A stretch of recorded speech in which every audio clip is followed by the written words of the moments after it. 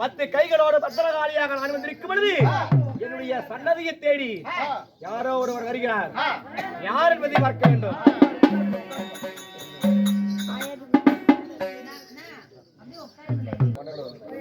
பாட்டில வாழ்ந்து வரக்கூடிய முல்லைவனத்திலே வாழ்ந்து வரக்கூடிய காளியாதேவி சொல்லக்கூடிய காளியாதேவி கொண்டு வாழ்ந்து வரக்கூடிய காளியம்மனை தேடி நான் வந்திருக்கிறேன். காளியம்மனை தேடி வந்திருந்தாலும் உங்களுடைய பெயர் என்ன? அம்மா, என்னுடைய பேரோ இந்த அகிலமே வியந்து போற்றும். என்னுடைய பேரோ யார சத்தம்? ஒரு 10 நிமிஷம் தான். கதை கேட்கறது விருப்பம் போயிருங்க. அந்த பக்கம் கதை கேட்கறது மட்டும் கேட்கணும்.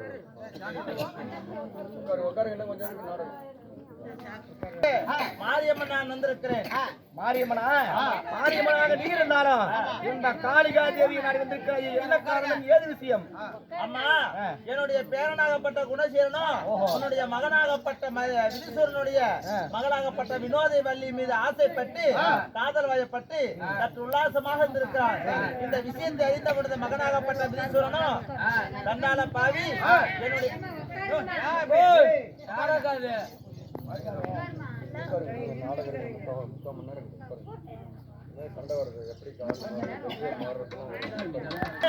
வினோதவள்ளியின் மீது ஆசை வைத்து விட்டாயா? உன்னை விடமாட்டேன் என்பதற்காக இந்த காளி கோயிலுக்கு நான் கடபலி கொடுக்க போறேன்னு சொல்லி என்னுடைய பேரனாகப்பட்ட குணசீலனை கோட்டை வாசல்ல கட்டி போட்டிருக்கிறான். அதனால குணசீலனை விடுவிக்குமாறு நான் கேட்டுக்கிறேமா.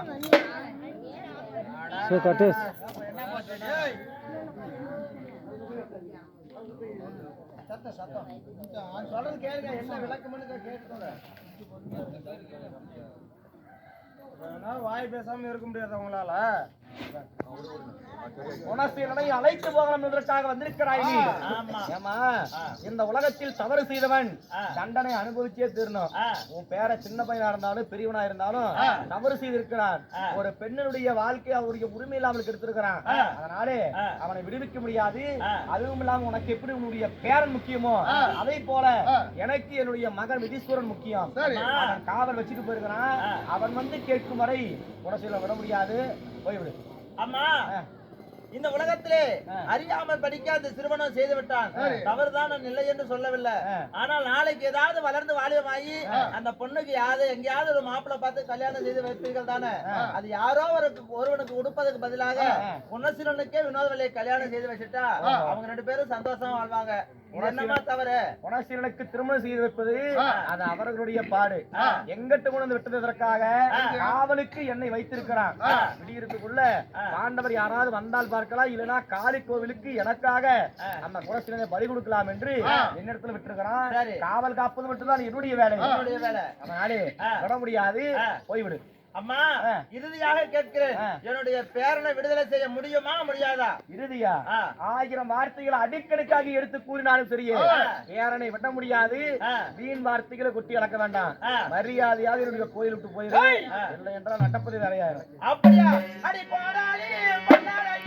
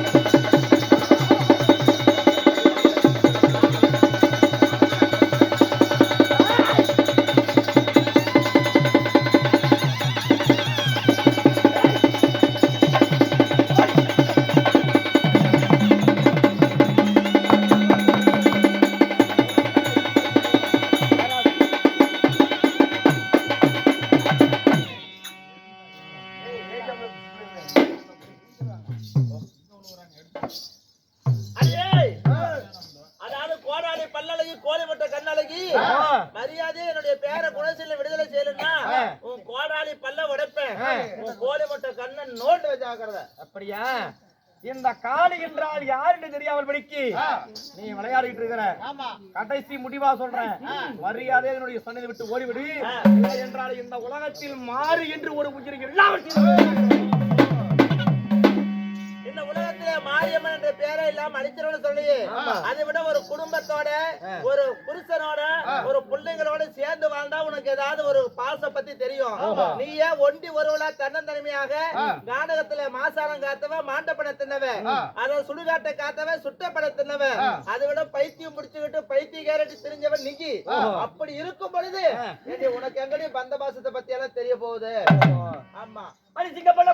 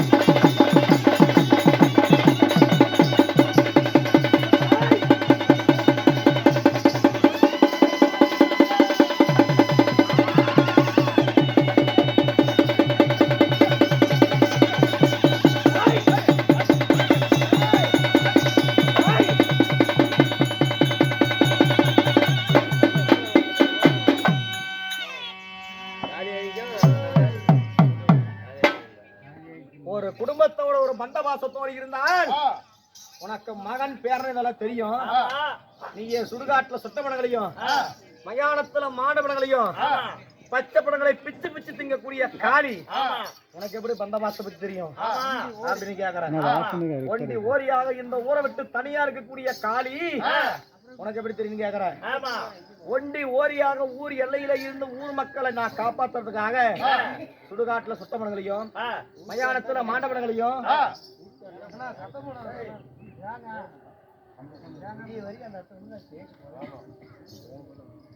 பச்சை படங்களை பிச்சு பிச்சு திங்கக்கூடியவன் நான். இந்த காளியினுடைய கோபத்தை அடக்குவதென்றால் காளியாய்க்கு ஒரு நாள் நோய் போட்டு ஒரு நாள் காவு கொடுத்தா அந்த காவு பத்தாது. இந்த காளியம்மன் போன ஜென்மத்துல பெரியாண்டிச்சியாக உருவம் எடுத்தவள். ஊர்வாச மகாமணியுடைய சாபத்தினால சிவன சக்தியும் பெரியாண்டவராகவும் பெரியாண்டிச்சியாகவும் மல்லாண்டீஸ்வரனாகவும் மல்லாண்டீஸ்வரியாகவும் பெரியாண்டவரும் பெரியாண்டிச்சியாகவும் சுடுகாட்டுல போய் சுட்டமணங்களை தின்னோம். அப்பொழுது அண்ணா மாயவர் வந்து எங்களுக்காக காவு சோறு போட்டாரு. எப்படி காவு சோறு போட்டாரு? மலை உயர பொங்கல், பனை போல் கெடா பொங்கல் போட்டாதான் இந்த பெரியாண்டவருக்கு பெரியாண்டிச்சிக்கும் பசியானது அடங்கும் என்பதற்காக மாயவரை வந்து ஊர்வாசர் சொன்னாரு. அப்பொழுது அண்ணார் யோசிச்சு பார்த்தாரு, மலை உயர பொங்கல் வைக்க முடியுமா? ஒரு சட்டி பானையில் வைக்கலாம், ஒரு அண்டா குண்டால வைக்கலாம். மலை உயர பொங்கல் வைக்க முடியுமா? அது மட்டும் இல்லாம பனை போல் கெடா, பனைமரம் உசரத்துக்கு கெடா எங்கேயாவது இருக்குதா? பனைமரம் உயரத்திற்கு கெடா எங்கேயாவது இருக்குதா? அதனால அண்ணாராகப்பட்ட ஒரு யோசனை செய்து பனை போல் கெடானா பனைமரம் என்ன நிறத்துல இருக்குது? கருப்பு நிறத்துல இருக்குது. அந்த கருப்பு நிறத்துல இருக்கக்கூடிய கருப்பு கெடாவும் மலை உயர பொங்கல்னா மலைக்கு மேல போய் பொங்கல் வச்சா அது மலை உயர பொங்கல் அப்படின்னு அர்த்தம்.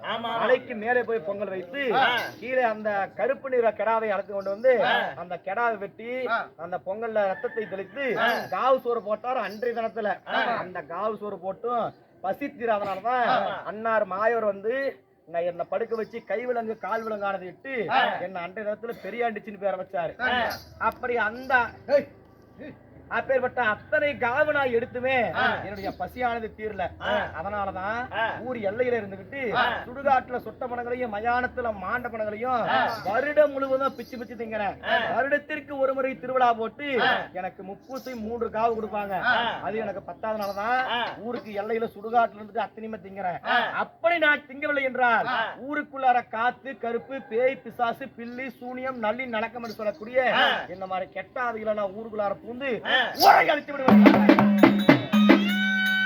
அதுக்காக தான் திம்பவன் நான் ஊரு எல்லையில இருந்து ஊர் மக்களை நான் காப்பாத்துறேன்.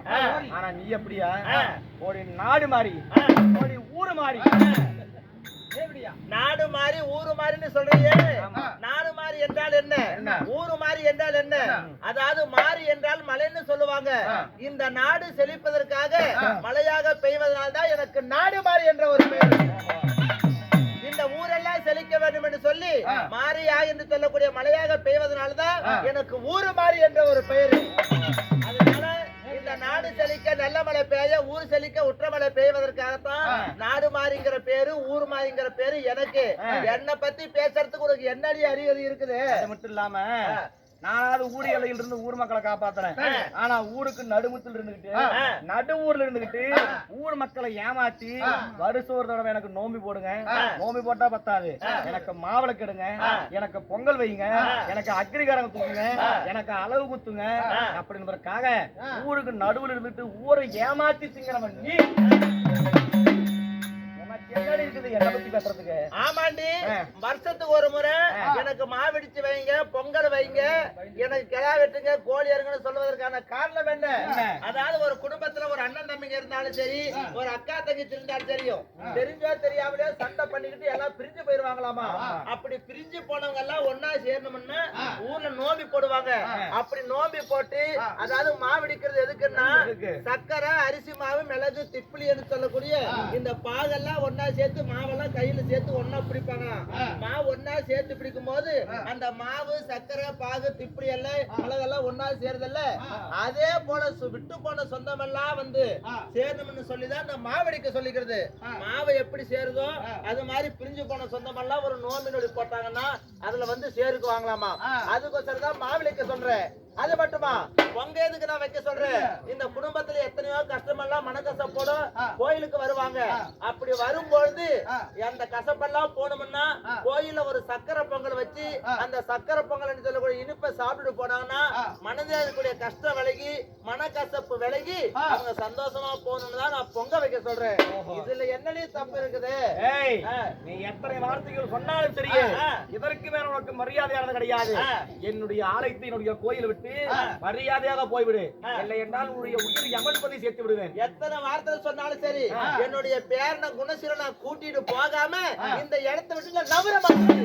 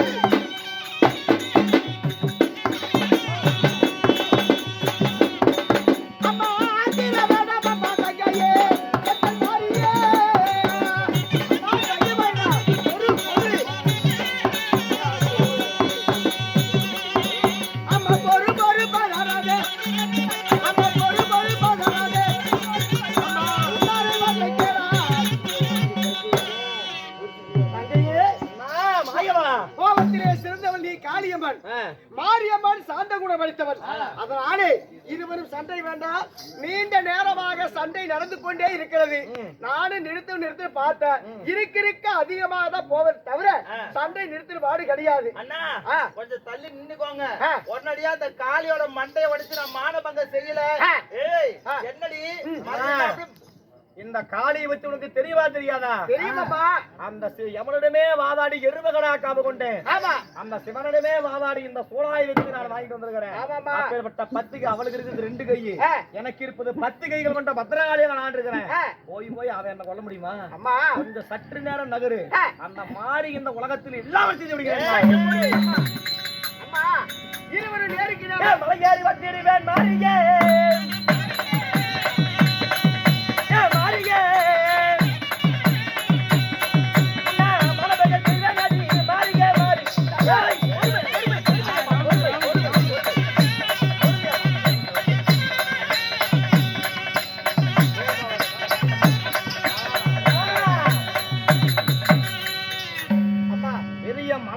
நீ குறுக்கடிக்கிற மலையேறி வந்துருவேன். அவன் மண்டையத்தான் உடைச்சிருவேன். குன்றேறி வந்துருவேன். அவன் கோரப்பல்ல உடைச்சிருவேன். நவரு நீ ஏன் குறுக்கடிக்கிற? பொறுமையாகிறமா. அதாவது 2 பேர் ஊஞ்சி பார்த்துட்டு இருந்தாரா சண்டை அதிகமாகுதுன்னு சொல்லிதான் உங்களுக்கு முன்பதாக நடுவுல ஒரு கால் மலையாக பெரிய மலையாக உற்பத்தி செய்து எப்படி ஒரு கால் ஒரு பெரிய மலையாக நான் நின்று உங்களுடைய சண்டையை தடுக்கலாம் என்றுதான் ஒரு கால் நின்று இருக்கிறோமா. ஓஹோ, எங்களுடைய சண்டையை உடைப்பதற்காக ஒரு கால் நின்று இருக்கிறேன். ஒரு கால் மலையாக இந்த ஒரு கால் இந்தபடியாதான் சங்கீர பக்கத்துல பெரிய மலையே ஒரு கால் மலைன்னு இருக்கிறது. இங்க வரதங்காட்டூர்ல கொங்கனாபுரம் போற வழியில ஒரு கால் மலை என்னால் உருவாக்குச்சு. உங்களுடைய சண்டை நிறுத்துவதற்கு நான் ஒரு கால் நின்றபடியால் அது ஒரு கால் மலை என்று பேரானது. இதுதான் ஒரு உண்மை. என்ன பேச்சா இருக்கும் பொழுது நான் பேசுனா இரு தங்கான்னு என்னையும் தங்காங்கிறீங்க. சரி, அவன் பேசுனா அவளையும் தங்காங்கிறீங்க.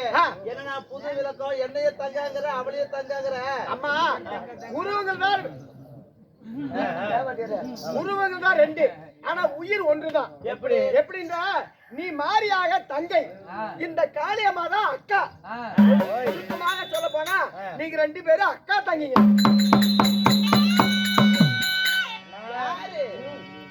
மண்டையில உடைக்க போறேன். என்ன சொன்ன? நீ அக்கா, நான் வந்து அக்கா, காளி அக்கா. போய் இவ இந்த மஞ்சள் முகத்தோட இருக்கிற இவ போய் எனக்கு தங்கச்சியா? ஆமாமா, உண்மையான கூட பிறந்தவன். எப்படின்னு சொல்லல உன் மண்டையை உடைச்சு. சாது பிறண்டா காடு கொள்ளாது. நான் ஏதோ பொறுமையா இருக்கிறவன் மூஞ்சி பாத்துக்கிட்டு எனக்கு பொல்லாத கோவம் வந்தது. அவனுக்கு என்ன சங்குதுன்னு கேட்டு உங்க அக்கா தங்கை எவ்வளவு கோபம் இருந்தாலும் உன் மூஞ்சி பார்த்தா எங்களுடைய கோபம் சாந்தமாயிருது. ஆமாமா, அதனால எப்படின்னு சொல்லு. அதாவது இந்த அக்கா தங்கையோட பிறப்பு சொன்னார்தானே தெரியும். எப்படி அக்கா தங்கைன்னு? அம்மா 2 கட்டில் சொல்லு. 2 கட்டில் தான். அம்மா அன்று ஒரு தினத்திலே இந்த மாயவனானவன் ஒரு ஜபதத்தி முனிவருக்கும் ரேணுகா தேவிக்கு நான் 4 பிள்ளைகளாக நான் பிறந்தேன். அப்படி 4 பிள்ளைகளாக பிறந்து அன்றாடு என்ன வேலை என்றால் என் தாயார் ரேணுகா தேவிக்கு ஆத்தங்கரை சென்று குளித்து நீராடிய பிறகு அந்த மணலால, ஏனென்றால் என் தாயார் பத்திரி தெய்வம், அதனாலே ஒரு குடம் எடுத்து போவாமல் படிக்கு ஆற்றங்கரையிலே அங்க ஓம் நமச்சிவாயான்னு கும்பிட்டு பிறகு அந்த மலை, அதாவது மணலை ஒன்னா சேர்த்து அதிலே ஒரு அதாவது குடத்தை உருவாக்க செய்து தன்னுடைய பத்தின தனத்தால ஒரு குடத்தை செஞ்சிருவாங்க மண்ணாலேயே. ஆமா, அப்படி மண்ணால் செய்து தண்ணி எடுத்து கொண்டு வந்து ஏகசாலைக்கு என் தந்தையாருக்கு கொடுப்பார். சரி, எனக்கு என்ன வேலை? அன்றாடு ஏகசாலைக்கு ஏகம் வளர்ப்பதற்காக காட்டிலே சென்று விறகு வெட்டி கொண்டு கொடுப்பது என்னுடைய வேலை. என் அண்ணன் 3 பேர் என் தந்தையாருக்கு பக்கபலமாக இருப்பார். இப்படி திறந்தோர் இறந்து கொண்டு இருக்கிறேன். ஒரு நாள் இருக்கு என்று போல அதிகாலை என் தாயார் ரேணுகா தேவி எழுந்தார். ஆற்றக்கரை சென்று குளித்து நீராடை பிரிவு அந்த சிவனை கும்பிட்டு பிறகு அந்த மணலாம் ஒன்றாக சேர்த்து மண் பாண்டத்தை செய்து தண்ணி மோந்தார். அப்படி தண்ணி மோக்கும் நேரத்திலே ஆகாய மார்க்கமாக சத்தமேது புறவியானது போனது. அப்படி போகும் நேரத்திலே போகும் புறவியானது தண்ணீரில் தெரிந்தது. அப்படி தண்ணீர் தெரிந்த உடனே என் தாயார் நினைத்தார், என்னடா அதிசயமா இருக்கிறது, இந்த ரதமே இவ்வளவு அழகா இருக்குது. அந்த ரதத்துக்குள் போக ஆனவன் ஒரு ஆண் மனிதன், அவன் எவ்வளவு அழகா இருப்பான் அப்படின்னு ஒரு மனதால் ஒண்ணு நினைத்தது ஒன்றுதான். அதாவது மறு கணமே அந்த குடமானது மீண்டும் மலனாக கரைந்து போய்விட்டது. என்ன ஆச்சு? ஏனென்றால் மனதால் என் தாயார் கெட்டு விட்டாள். ஆமா, ஒரு ஆணும் பெண்ணும் ஒன்று சேர்ந்தால்தான் கருப்பிழந்ததில் கிடையாது. மனசால ஒரு நினைச்ச கணவன் தவிர மற்றொரு நினைச்சாவே அதாவது கருப்பு கெட்டது மாதிரிதான். சரி, அப்படி நினைக்கிறது நீண்ட நேரமாக முயற்சி செய்தார், பலன் அடையல. அதனாலே சரி சாமியை அதாவது ஜபதித்து முனிவரத்தில் சொல்லலாம் அப்படின்னு வந்தார். வந்த உடனே ஆனா ரேணுகா ஏனம்மா இவ்வளவு தாமதமா வருகிறாய், எங்கே தண்ணீரை காணோம் அப்படின்னு என் தந்தையார் கேட்க, அந்த வார்த்தைக்கு சாமி என்னவென்று தெரியவில்லை, மண்பானம் குடவாறு செய்கை திடீரென்று கரைந்து போய்விட்டது அப்படின்னு பொய்யான ஒரு கருத்து சொன்னார். சொன்ன உடனே என் தந்தையாருக்கு சிவன் பக்தி அதிகம். அதனாலே உண்மை சொல்கிறாளா பொய் சொல்கிறாளா என்று தன்னுடைய ஞான திருஷ்டியில் பார்த்த உடனே அந்த ஆற்றங்கரை தெரிஞ்சது. இங்கே தந்தையாருக்கு தெரிந்து விட்டது. நடந்த உண்மையெல்லாம் உடைய தந்தையாருக்கு தெரிந்து விட்டது. அப்படி தெரிந்தவுடன் என்ன செய்தது, அகோரமான கோபமானது என் தந்தையாருக்கு. அதே சண்டாளி கொஞ்சம் கூட ஈவு இறக்கமில்லாமல் படிக்கு மனதால் ஒருவனை நினைத்து கருப்பு இழந்து வந்தாயே, இனிமேல் இந்த உலகத்தில் நீ வாழக்கூடாது, வாழ தகுதி இல்லாதவன் அப்படி என்று சொல்லி என் அண்ணன்மார்களை 3 பேரையும் அழைத்து உன் தாயார் கருப்பு இழந்துவிட்டார், அவனை வெட்டி வா அப்படின்னு மூவரத்தில் சொல்ல என் தாயார் என ஒரு பொழுது வெட்ட மாட்டேன்னு சொல்லி பின்வாங்கினார். பின்வாங்கினோடு 3 பேருக்கு சாபத்தை கொடுத்தார். நீராக நெருப்பாக அக்னியாக போய் என்று சாபத்தை கொடுத்து விட்டு அப்பொழுது காட்டிலே என்னை அழைத்தார். மகனே பரசுராமா அப்படின்னு அழைக்க அக்கணமே தந்தையாருடைய வார்த்தை கேட்ட ஓட்டோட்டம் ஓடி வந்தோடனே என் தந்தையாருடைய பாதத்தை பணிந்தேன். பாதத்தை பணிந்தோடனே அப்பா எதுக்காக என்னை அழைத்தீர்கள், இது போல உன் தாயார் கெட்டு விட்டார், இனிமேல் இந்த உலகத்தில் வாழக்கூடாது, உன் தாயார் சிரத்தை வெட்டடா அப்படின்னு சொல்ல, தாயிலே சிறந்தது கோவிலும் இல்லை, தந்தை சொல்மிக்க மந்திரம் இல்லை அப்படி என்று என் தாயாரை வெட்டுவதற்காக துரத்தி கொண்டு போனேன். அப்படி போகும் நேரத்திலே அந்த காட்டிலே ஒரு ஏகாடி குடும்பம் கணவன் மனைவி இருவரும் வாழ்ந்து கொண்டு வரார். அங்கே சென்று உயிருக்கு பயந்து கொண்டு என் தாயார் அவங்க இடத்திலே போய் மறைந்து கொண்டார். ஆமா, அப்படி தஞ்சம் அடைந்து மறைந்த உடனே என் தாயார் காணவில்லை என்று அங்கிருந்து தொலை கொண்டிருக்கும் பொழுது அப்பொழுது என் தாயார் மகன் போய்விட்டான் என்று அந்த ஏகாடி வீட்டிலிருந்து வெளியே வர அதை வந்த உடனே என் தாயாரை நான் பார்த்தேன். பார்த்த உடனே இங்கதான் இருக்கிறான் சொல்லி என் கையில இருக்கு பரசு என்று சொல்லக்கூடிய இந்த கோடாலை எடுத்து சென்று என் தாயாரை ஒரே வெட்டாக அப்படி வெட்டும் பொழுது வெட்டு ஒன்று, ஆனால் பூமியில் விழுந்தது உடல் 2 சிரம் 2. இப்படி ஆமா வெட்டும் போது ஒரு வெட்டு தான் வெட்டீங்க. ஒரு உடம்பு ஒரு தலை தான் இருக்கணும். ஆனா 2 உடம்பு 2 தலைனா எப்படி என்ன அம்மா? இப்ப இந்த கலியுகத்துல ஒரு குடும்பத்துல வீட்டுல புருஷன் முன்னாடி சண்டை வருது. அந்த சண்டை வரும்போது பக்கத்து வீட்டுக்கார பார்த்து சும்மா இருப்பானா? இருக்க மாட்டான், தடுப்பார்கள். அதை போல என் தாயாருக்கு வெட்டு விழுவது பார்த்துட்டு ஐயோ இந்த பத்தினி தெய்வம் உயிராக போகுவரே அப்படின்னு சொல்லி என் தாயாரை உயிரை காக்கலாம் என்று அந்த ஏகாரி பெண்ணானவள் அந்த என் தாயாரை இப்படி தள்ளுறேன். அப்படி தள்ளி உடனே தடுக்கிறதுக்கு வந்திருக்கிறாங்க. அப்படி தடுக்கிற உடனே என் தாயாருக்கு விழுந்த வெட்டு அந்த ஏகாரி பெண்ணை சேர்ந்து வெட்டு விழுந்தது. தடுக்க வந்தபடியாலே தன் தாயார் ரேணுகா தேவியும் அந்த யாகாளி பெண்ணை 2 பேர்த்தையும் சேர்த்து வெட்டிட்டீங்க. ஆமா, வெட்டினோட ரத்த வெள்ளத்தோடு கிடக்கிறார்கள். கிடந்தோட என் தந்தையார் என்று சொன்ன அப்பா தாங்கள் சொன்ன பிரகாரமாக என் தாயாரை சிரத்தை வெட்டி விட்டேன் அப்படி சொல்ல, நீதான் என்னுடைய மகன், தந்தையாருடைய வார்த்தை தட்டாமல் எனக்கு செய்தாயா, உனக்கு என்னடா வரவென்று கேட்டார். அப்பொழுது உங்களுக்கு மகனாக இருக்க வேண்டும், என் தாயாருக்கு நான் மகனாக இருக்க வேண்டும், அதனாலே உங்களுடைய வார்த்தை தட்டாமல் படிக்கு என் தாயாரை சிரத்தை வெட்டின, அதனால் இறந்து போன என் தாயார் மீண்டும் உயிர் பெற்று வர வேண்டும் அப்படி என்று தாயார் தந்தையார் கேட்டார். அவர் அழைத்துக் கொண்டு எங்கே ஏகாலி இருப்பிடத்துக்கு சென்றோம். அங்க போனோன்னு அவர் உயிர் கொடுக்கும் சந்தோஷத்துல என்ன செய்து, அதாவது என் தாயார் உடல் அந்த ஏகாலி பெண்ணுடைய தலை சிரம் இப்படி மாறி மாறி மாறி மாறி வைத்து விட்டேன். அப்படி வைக்க என் தந்தையாரும் உயிர் கொடுத்து விட்டார். 2 உருவம் எழுந்து நின்றது. எழுந்து நின்ற உடனே அப்பொழுது நான் நினைத்தேன், அப்பா என்ன அதிசயமா இருக்கிறது, அந்த ஏகாலியுடைய முகமும் என் தாயாருடைய உடலும் 2 ஒன்றே ஆகிவிட்டது, இது சாத்தியமாகமா அப்படின்னு சொல்ல, அதே பரசுராமா கொடுத்ததா இனிமேல் படிக்க மாற்றி அமைக்க முடியாது. அதனாலே வரும் கலியுகத்திலே உன் தாயார் உரு மாறிய படியார் உன் தாயார் மாரியம்மனாக பிறக்கட்டும். இந்த காளியம்மன் யார்? காளி ஏகாலி ஏகாலி ஆ. கலியுகத்திலே காளியம்மனாக நீ வாழ்ந்து வர வேண்டும் அப்படி என்று இப்படிதான் இருவரும் பிறந்தீங்கப்பா. அப்படி என்றால் அந்த ஏகாலி என்று சொல்லக்கூடியவள் காளியம்மனா ஆமா. உருமாறி பிறந்தபடியாலே மாரியம்மன்னான். ஆமா. அதனால அக்கா தங்கைகளா? ஆமா, சண்டை வேண்டாம், சமாதானமாக போருங்க. சரி இறங்கு. இறங்கலாமா? இன்னொரு மணி நேரம் இருப்பா.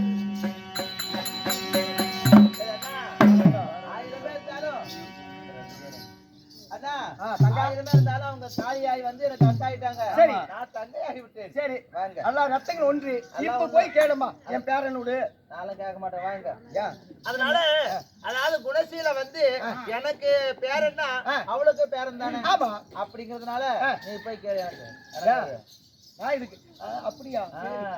தங்கி, அதாவது இவ்வளவு நேரமாக யார் என்று தெரியாதபடிக்கு இருவருக்கு சண்டை. அதனால அந்த அவனுடைய குணசீலனை நீ கொடுக்க. அதனால இப்பொழுது என்ன செய்கிறேன்னா இருவரும் ஒன்றுதானே, அக்கா தங்கி தானே. அதனால உனக்கு பேர அவனுக்கு பேர. இத்தனை நாள் தான் தெரியாம இருந்தது, இப்பதான் பேரன்னு தெரிஞ்சு போச்சு இல்ல. அதுக்கு நேரம் இங்கே பேசுகிறீங்க. நீ சொல்லு. அதனால அந்த குணசீலனை விட்டுவிடுமா. ஏன் அவன் வந்து கேட்க மாட்டானம்மா? இது வேறயா? எப்படி அம்மா, இந்த பொங்க சோறு வேண்டாம், பூசை தவிர வேண்டாம், நீ போய் இங்க வா.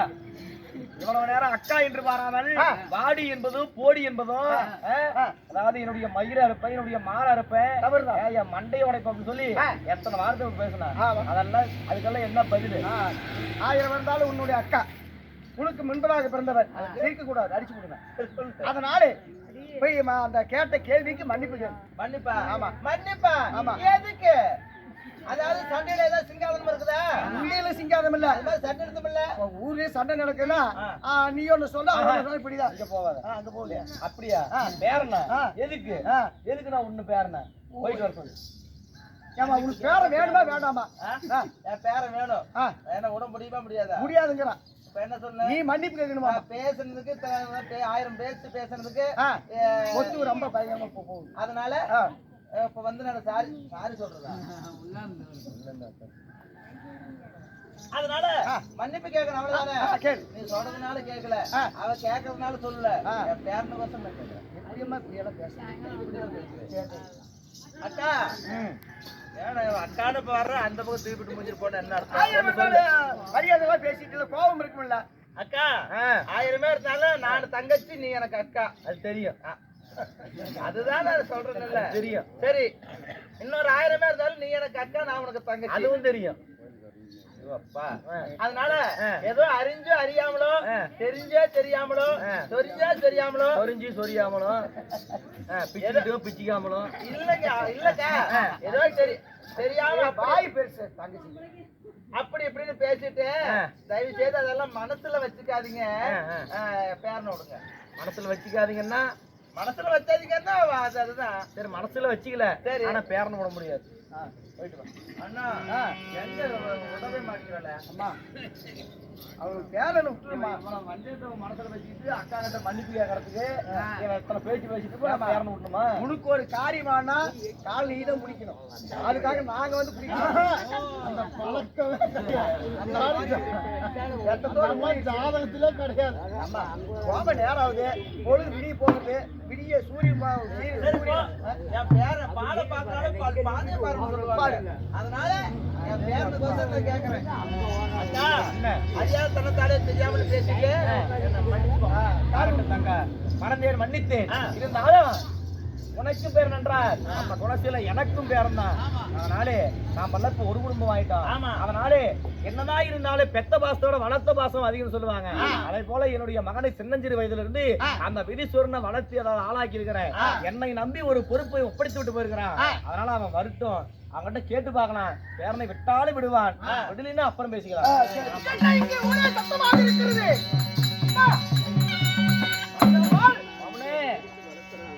அவனே நான் பெற்ற செல்வமே. எப்படி என் பையன் தங்கம்னாலும் தங்கம், சொக்க தங்கம். சொல்லிக்கிறதுக்கு இல்லாம மகனே, அது என்ன சொல்லிக்கிறதுக்கு இல்லாம ஏதாவது ஒண்ணு சொல்ல முடியாது. ஏன் எதுக்காக? அவன அழகு, அதுதான் என்ன சொல்றேன்.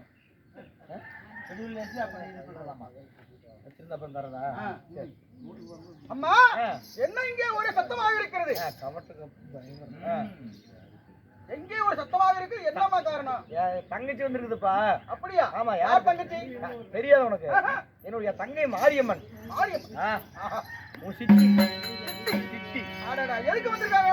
டீ வைக்கலாமா, இல்ல சோறு ஆக்கலாமா, இல்ல கறிச்சோறு செய்யலாமா? அதுக்கெல்லாம் வரல. பேரனை வட்ட குணசீலனை வந்து சிற வச்சிருக்கிறீல்ல, ஆமா. பேரன். ஆமா. எங்களுக்கு பேரன் 2 பேருத்துக்கும். ஓஹோ. நாங்க 2 பேரும் அக்கா தங்கச்சின்னா, சரி. அவளுக்கு பேரன்னா எனக்கு பேரன் தான். 2 பேருக்கு பேரன். அதனால பேரனை விடுவித்து செல்லாம வந்திருக்கிற பேரன் விட்டுற போப்போம். குணசீலனை கூட்டிட்டு போதான்னு வந்து